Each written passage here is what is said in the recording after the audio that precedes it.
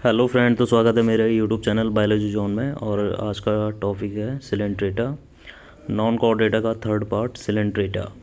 तो first question है, फंजिया का साधारण नाम है। तो इसका आंसर होगा ए वाला, कुकुरमुत्ता कोरल, मशरूम कोरल। थोड़ा देख लेते हैं एक्सप्लेन।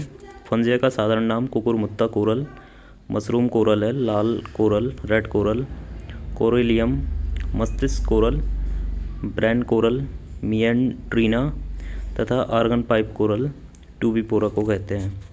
और नेक्स्ट क्वेश्चन है, बहरूपता देखी जाती है, पॉलीमॉर्फिज्म, तो ये देखी जाती है सिलेंट्रेटा में। और सिलेंट्रेटा संघ के जंतुओं में शरीर की कई रूप देखे जाते हैं, जिसे बहरूपता पॉलीमॉर्फिज्म कहते हैं। ये मुख्यतः दो रूपों में होते हैं, पॉलिप और मेडोसा।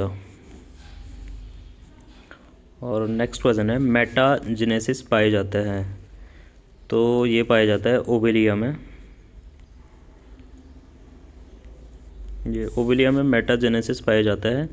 सिलेंट्रेटा संघ के कुछ जंतुओं में अलैंगिक तथा लैंगिक अवस्थाओं का जीवन चक्र में पीढ़ी एकांतरण, अल्टरनेशन ऑफ जनरेशन होता रहता है, इसे मेटाजेनेसिस कहते हैं।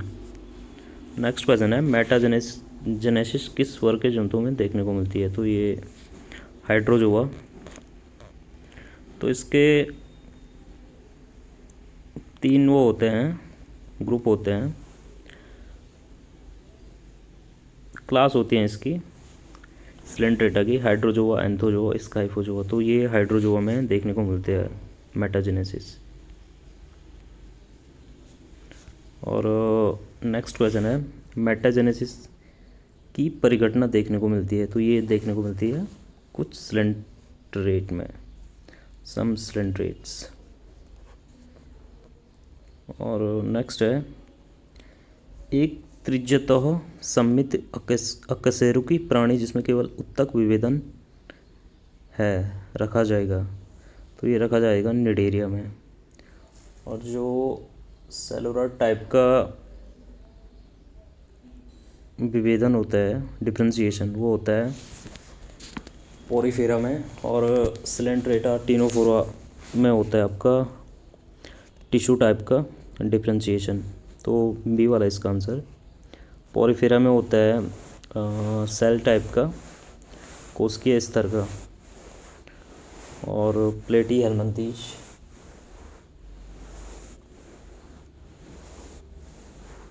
इसमें ऑर्गन लेवल का होता है, और इकाइनोडर्मेट में ऑर्गन सिस्टम टाइप का।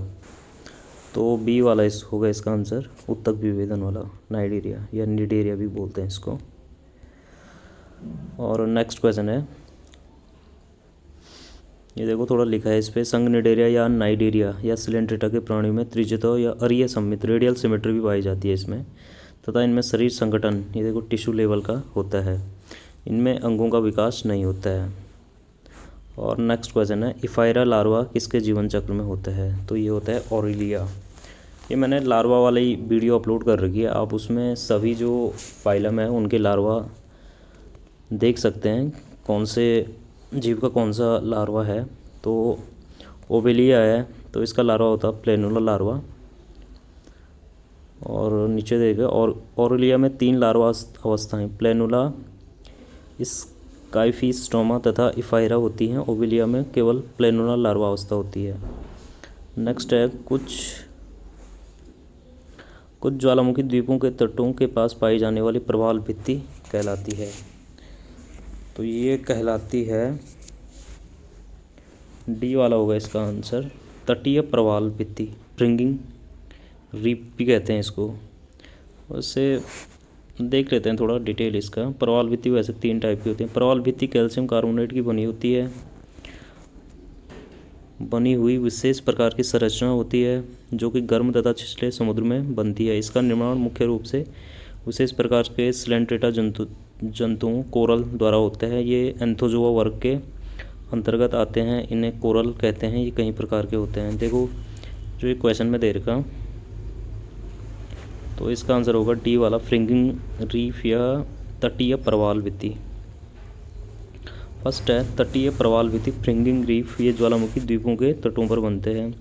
एक होता है बैरियर रीफ ये किनारों से दूर बनते हैं।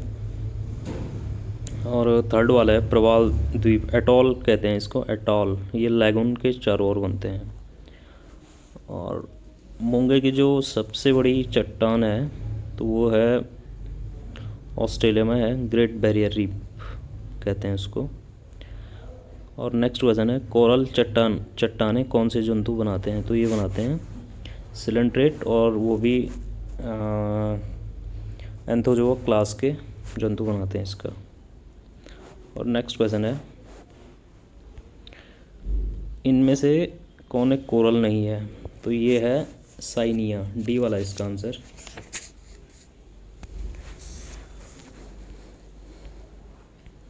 और ये दे रखा है उपयुक्त विकल्पों में पेंट्यूला, ट्यूबिपोरा तथा आक्यूलाइना एक प्रकार के कोरल हैं, जबकि साइनिया कोरल नहीं है। साइनिया संघ सिलेंट्रेटा के स्काइफोजोआ परिवार से है, जबकि अन्य तीनों एंथोजोआ परिवार से संबंधित है। तो एंथोजोआ जो अभी बताया था मैंने, कोरल का निर्माण करते हैं ये क्लास वाले, एंथोजोआ क्लास वाले। तो काफ़ी बार एग्ज़ाम में भी आ रखा है क्वेश्चन। और नेक्स्ट है निम्न में से कौन सा जंतु परजीवी नहीं है, तो ये होगा सी एनीमोन, सी वाला, सी एनीमोन। और ऑप्शन नंबर सी है इसका आंसर। मच्छर भी होता है, फीताकर्मी भी होता है, जोंक भी होता है। और नेक्स्ट है हाइड्रा में पुनर्जनन होता है, तो ये होता है मोरफोलेक्सिस, थर्ड वाला इसका आंसर। थोड़ा देख लेते हैं इसको। पुनर्जनन दो प्रकार का होता है, अभिरूपांतरण एपिमॉर्फोसिस, जब शरीर का कोई भाग फिर से उत्पन्न हो जाता है। मॉर्फोलेक्सिस, जब एक छोटे से भाग से संपूर्ण जीव का निर्माण हो जाता है, जैसे हाइड्रा, स्पंज आदि। और नेक्स्ट है हाइड्रा में शारीरिक संगठन होता है, तो हाइड्रा आता है आपका सिलेंट्रेटा में, तो इसमें होता है टिश्यू ग्रेड का जो बताया था मैंने, और कोशिकीय स्तर का होता है पोरिफेरा में। और ऑर्गन ग्रेड का होगा आपका प्लेटी हेलमिंथीज, और ऑर्गन सिस्टम ग्रेड का हो जाएगा एसके हेलमिंथीज से कॉर्डेट तक। तो नेक्स्ट क्वेश्चन है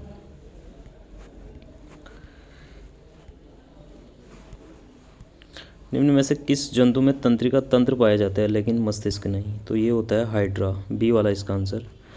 हाइड्रा में अध्रुवीय अनपोलराइज्ड या एपोलर तंत्रिका कोशिकाएं का एक तंत्रिका जाल होता है, जो कि एक अल्प विकसित तंत्रिका तंत्र का निर्माण करता है। इसमें मस्तिष्क नहीं होता है जो कि नियंत्रण का कार्य कर सके।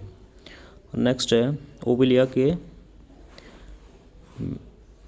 मेटाजेनेसिस के संबंध में निम्न में कौन सही सुमेलित नहीं है, तो बी वाला इसका आंसर, हाइड्रैंथ लैंगिक अवस्था। और थोड़ा डिटेल देखते हैं इसका। ओविलिया में 3 तरह के सदस्य होते हैं, पॉलिप या हाइड्रैंथ अलैंगिक अवस्था, सेकंड ब्लास्टोस्टाइल्स, तथा थर्ड वाला है मेडुसा अलैंगिक अवस्था। सभी अवस्थाएं द्विगुणित होती हैं। पॉलिप में अलैंगिक जनन द्वारा मेडुसा बनता है तथा मेडुसा में लैंगिक जनन द्वारा पॉलिप बनता है। और नेक्स्ट है बहुरूपी प्राणी है हाइड्रक्टीनिया,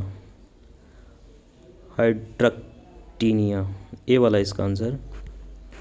और नेक्स्ट क्वेश्चन है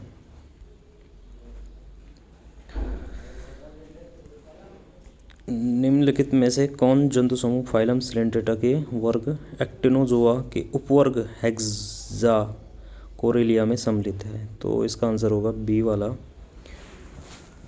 यूट्रिकिना जोएंथस एडवर्टिसिया, तो बी वाला इसका आंसर। नेक्स्ट है दंशिका क्या है, तो व्हाट इज़ ए नेमेटोसिस्ट, तो ये पार्ट ऑफ सेल है, दंश कोशिकाएं, ये इनका मेन कैरेक्टर है। दंशिका नेमेटोसिस्ट की उपस्थित सिलेंट्रेटा संघ के जंतुओं का विशेष लक्षण है, ये निडोसाइट या निडोब्लास्ट नामक विशेष कोशिका से उत्पन्न कोशिकांग होते हैं। इसमें हिप्नोटॉक्सिन नामक जहरीला तरल पदार्थ भरा होता है, जो प्रोटीन तथा फिनॉल का मिश्रण होता है। निडोब्लास्ट के स्वतंत्र छोर पर एक धागेनुमा संरचना होती है जिसमें कांटे लगे होते हैं। दंश प्रवर्ध कहलाता है। निमेटोसिस्ट की सहायता से ही हाइड्रा अपने शिकार को पकड़ता है तथा अपनी सुरक्षा भी करता है। तो हिप्नोटॉक्सिन नामक विषैला पदार्थ किसमें होता है? तो ये होता है निमेटोसिस्ट। डी वाला इसका आंसर। और नेक्स्ट क्वेश्चन है हाइड्रा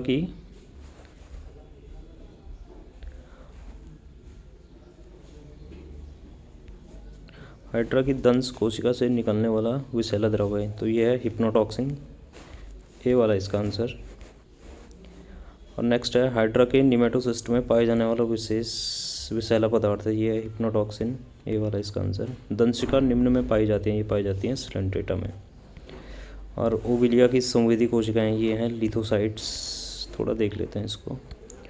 ओविलिया के मेंडूसा की एपिडर्मिस स्तर में लिथोसाइट नामक कोशिकाएं होती हैं जो स्टैटोलिथ या आटोलिथ नामक पदार्थ स्रावित करती हैं। ये कैल्शियम कार्बोनेट के बने होते हैं तथा संतुलन का कार्य करते हैं। और नेक्स्ट है स्टैटोसिस्ट पाई जाती हैं। तो ये पाई जाती हैं ओविलिया में।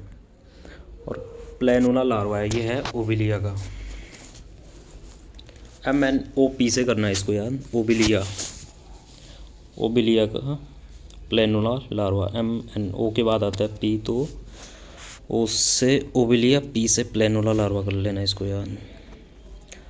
और नेक्स्ट है डिप्लोब्लास्टिक अगुहिक अवस्था पाई जाती है। Diploblastic acoelomate condition is found in. तो ये पाए जाते हैं समुद्री एनीमोन, सी एनीमोन में।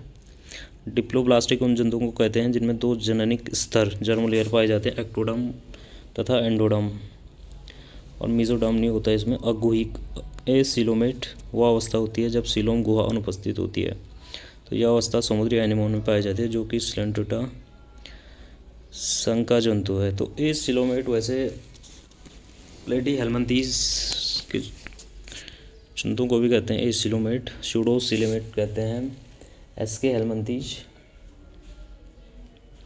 और नेक्स्ट है हाइड्रा सभी प्रकार के खाद्य पचा सकता है इसे छोड़कर। ये होता है स्टार्च।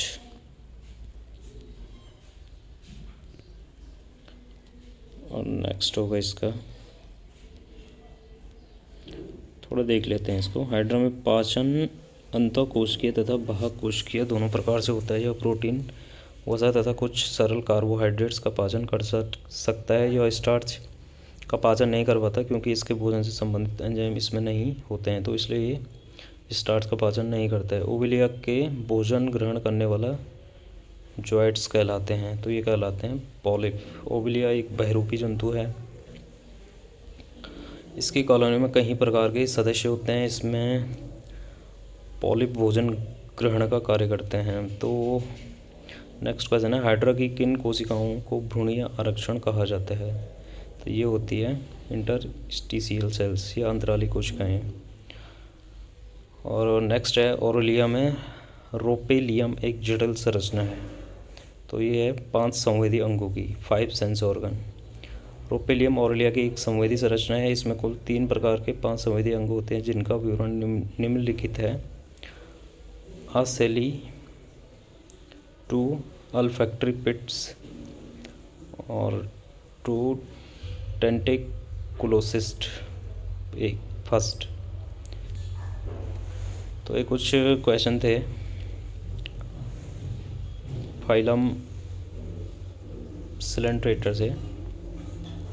काफ़ी इम्पोर्टेंट क्वेश्चन है ये। टीजीटी पीजीटी लगभग सभी एग्ज़ाम के लिए इम्पोर्टेंट है। नीट के लिए भी एग्ज़ाम ये क्वेश्चन इम्पोर्टेंट हैं। तो जिसको भी इन क्वेश्चनों की PDF चाहिए, मैं नीचे डिस्क्रिप्शन में टेलीग्राम चैनल की लिंक शेयर कर रहा हूँ। आप टेलीग्राम चैनल ज्वाइन करके इन क्वेश्चनों की PDF ले सकते हो। और चैनल पे नए हो तो लाइक शेयर सब्सक्राइब कर देना और घंटे वाले आइकन को प्रेस कर देना। Thank you.